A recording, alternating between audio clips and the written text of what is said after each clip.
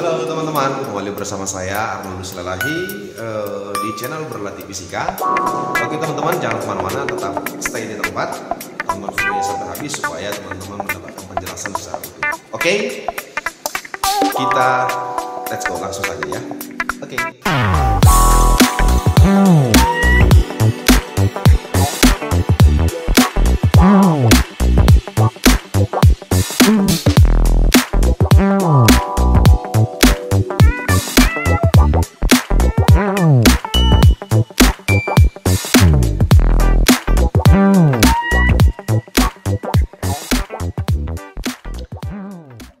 Oke teman-teman, soalnya seperti ini ya.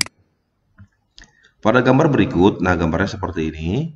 Ada kawat panjang lurus PQ, ini kawat lurus PQ dialiri arus sebesar I1 sama dengan 10 ampere. Artinya ini kawat PQ ini dialiri arus ya, simbolnya itu I1 dibuat ya dengan besar 10 ampere.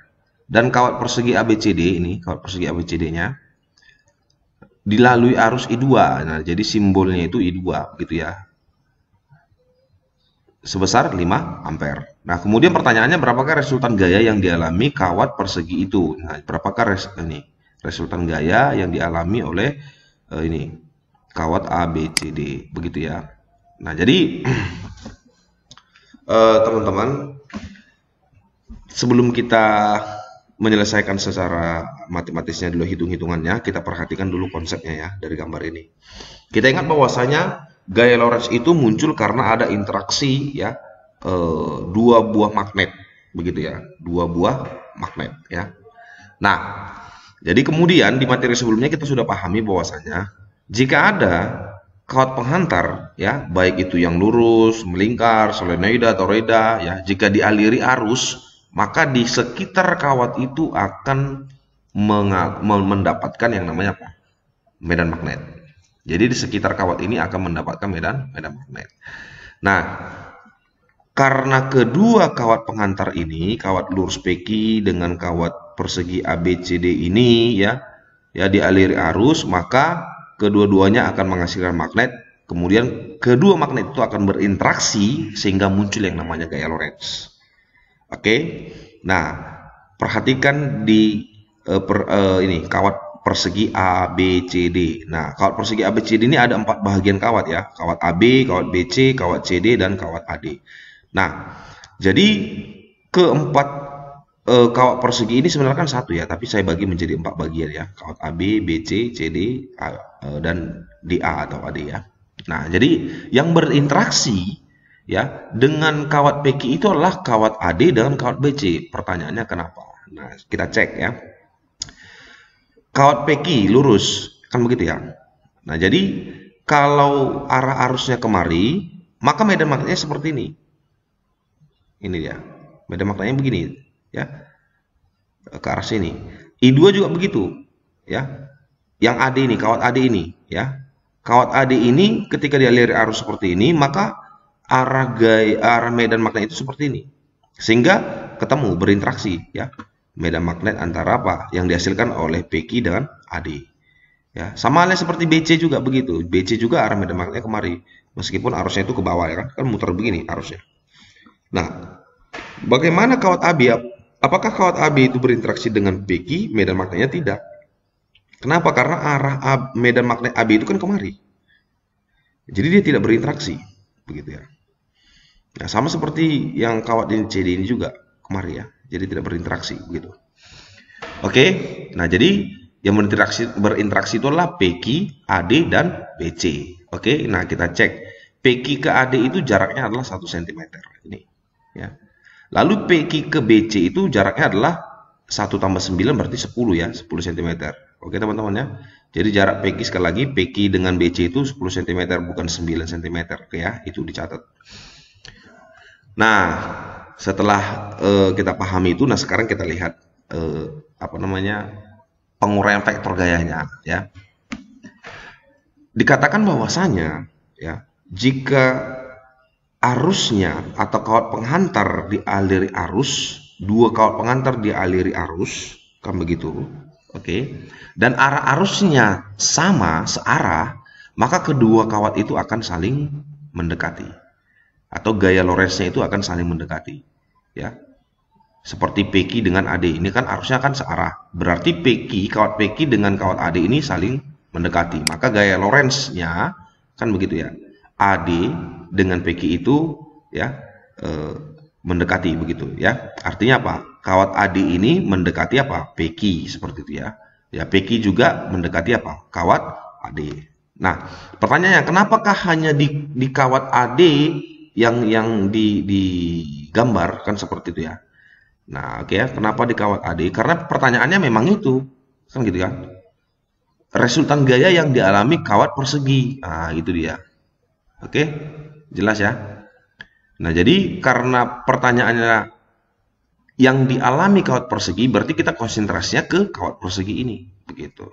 Oke ya. Nah, jadi ini F1, simbolnya F1 saya buat ya, indeksnya 1 saya buat di sini, ya, gaya Lorentz antara PQ dengan AD. Nah, lalu kemudian PQ juga berinteraksi dengan BC, seperti yang saya jelaskan tadi ya. Nah, coba kita cek ya. Kawat AD tadi kan arah arusnya kemari ya, ke atas. Sementara BC itu kemana? Ke bawah, karena ini kan muter ini. Ya, arah arusnya ini kan melingkar begini ya, muter. Berarti arah BC, arah arus BC, kawat BC dengan kawat PQ ini berlawanan. Sehingga apa? Karena berlawanan, maka kan begitu ya. Maka gaya Lorentz-nya atau kawat PQ dengan kawat BC itu saling menjauhi seperti ini ya. Oke, BC menjauhi PQ, kemudian PQ juga menjauhi BC. Oke ya.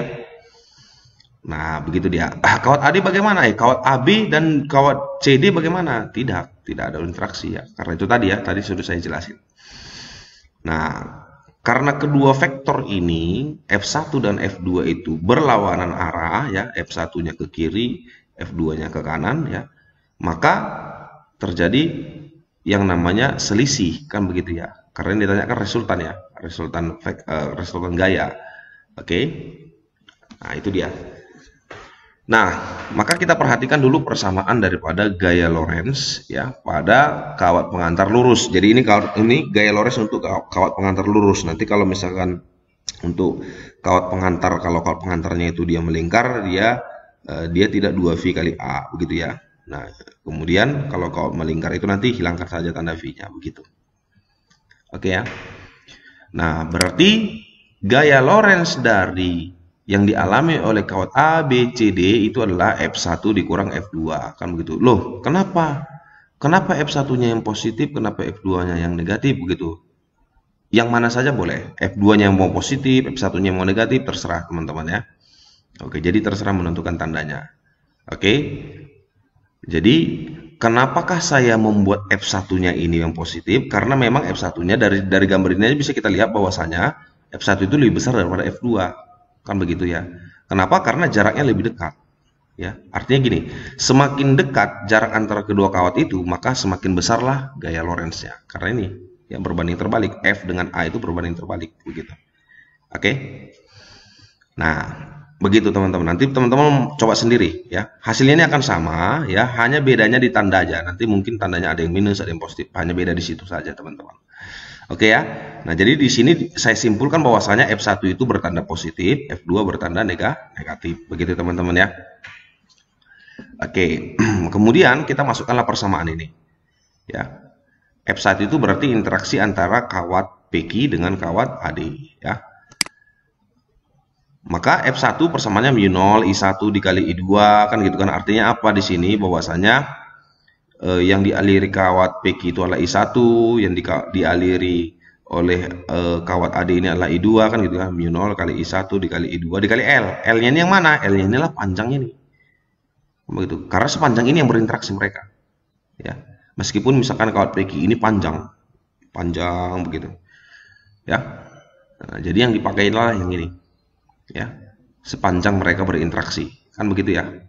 Nah, kan ya kalau misalkan BC-nya ini 20 cm, ya AD-nya juga 20 cm begitu, teman-teman. Ya, dibagi dengan 2V A1. A1-nya yang mana? A1-nya yang ini. Ya, dari kawat PQ ke AD yang besarnya adalah 1 cm. Sama halnya seperti yang F2. F2 juga sama begitu ya, mu0 I1 I2 kali L. L yang mana ya? L yang 20 gitu. Ini juga L-nya 20 gitu. Begitu ya. Nah, BC ini kan dialiri arus I2 yang sama ya. dialiri arus I2, makanya di sini I2. Kan begitu. Kecuali kalau misalkan di sini arusnya beda begitu ya. Maka di sini jangan lagi I2, tapi ya I3, I4 ya, terserah begitu. Oke ya. Tergantung arusnya berapa kan begitu ya. Nah, A2-nya berapa? A2-nya itu bukan 9 ya, tadi sudah dijelasin ya. Melainkan berapa? 10, 1 tambah 9. Oke, teman-teman. Saya harap teman-teman bisa di sini ya. Benar-benar dipahami di sini. Oke, apalagi di konsep ini tadi, penguraian vektor-vektor gayanya ya. Nah, kalau sudah selesai ini, sudah kita tinggal menghitung secara matematis saja, teman-teman. Jadi kuncinya itu adalah di sini tadi, penjelasan ini. Oke, nah supaya lebih mudah kita menghitungnya, kita tidak buang terlalu banyak mengeluarkan energi ya, kita tinggal keluarkan aja variabel-variabel yang sama seperti mu0, I1, I2, L, baru 2V, ya itu keluarin aja teman-teman ya. Maka dimodifikasi persamaannya menjadi begini ya, seper A1 karena A1 dan A2 yang berbeda ya. Nah, udah kita tinggal masukkan mu0 itu besarnya adalah 4V kali 10 pangkat minus 7, I1 nya itu tadi berapa, 10 ampere, I2 nya adalah 5 ampere, lalu L nya itu adalah 20 cm, kita ubah ke meter, 20 cm menjadi 0,2 ini ya. Kemudian dibagi dengan 2V, ini 2V nya turun ke bawah, ini 2V. Lalu A1 nya 1 cm ya, diubah ke meter menjadi 0,01. Lalu A2 nya tadi 10 cm ya, 1 tambah 9, 10 cm diubah ke meter 0,1. Oke. Nah, kemudian yang bisa kita sederhanakan itu adalah 2V, 2V ini bisa selesai ya. 4V dengan 2V, maka sisanya menjadi 2. Lalu kemudian di sini 5 kali 0,2 ini adalah 1 ya. Oke ya. Berarti ini tinggal 10 pangkat minus 7, 10 dikali 10 pangkat minus 7 ini adalah 10 pangkat minus 6. Maka bisa menjadi persamaan ini bisa menjadi begini ya. Tadi sini sisanya 2 menjadi 2 kali 10 pangkat minus 6. Oke teman-teman ya. Oke, udah tahu dari mana tadi ya. Nah, lalu ini kita samakan penyebut atau boleh dikali silang seperti ini ya. 0,1, kemudian di sini kali silang 0,01, kemudian 0,01 kali 0,1 itu menjadi begini. Oke teman-teman ya. Maka secara matematis bisa menjadi 2 kali 10 pangkat minus 6, ini 0,1 kurang 0,01 itu menjadi 0,09 teman-teman. Ya. Oke, nah di sini ini sama sebenarnya 9 kali 10 pangkat minus 2, ini juga bisa menjadi 10 pangkat minus 3 teman-teman ya. Nah, bisa sebenarnya ya. Oke, nah ini bisa disederhanakan menjadi ini 0,0-nya habis, 0,0-nya habis, tinggal 0,1 kan gitu. Oke ya. Nah, jadi persamaannya ini lihat 0,1 ini ya, kalau naik ke atas itu menjadi 10 pangkat 1 atau 10 gitu ya. Maka secara matematis bisa menjadi 9 kali 2 itulah 18 kali 10 pangkat minus 5. Nah, sebenarnya ini sudah dapat hasilnya teman-teman ya. Atau modifikasi 180 kali 10 pangkat minus 6. Ini sudah bisa sebenarnya ya. Sampai di sini pun sebenarnya sudah bisa. Hanya kan di soal ini, di opsinya ini tidak ada dinyatakan seperti itu. Dinyatakan dia di opsinya ini adalah mikro. Mikro itu pangkat minus 6. Nah, seperti ini 10 pangkat minus 6 ini ya, 10 pangkat minus 6 ini sama artinya dengan mikro begitu ya. Mu begitu ya. Oke teman-teman ya. Berarti jawabannya adalah 180 mikronewton. Oke. Nah, dengan demikian jawabannya itu adalah dodol. Bagaimana teman-teman? Mudah ya. Nah, jadi sekali lagi saya ingatkan kepada teman-teman ya, ini kalau mulai dari sini sampai selesai itu adalah perhitungan matematisnya teman-teman ya. Nah, sekarang bagaimana teman-teman bisa memahami ini ya, ini ya, yang 1, 2, yang 2 ini ya, sama dengan ini konsep ini tadi. Nah, intinya di situ teman-teman. Begitu dia. Oke teman-teman, demikianlah video pembahasan soal kita ya. Semoga teman-teman semakin mengerti, semakin paham ya. Dan semoga juga video ini bermanfaat. Oke, kalau video ini bermanfaat, silahkan bagi kepada teman-teman yang lain. Oke, akhir kata saya ucapkan, berlatih dan terus berlatih, tetap semangat, jangan pernah menyerah. Sampai ketemu di video-video selanjutnya. Oke, dadah, bye.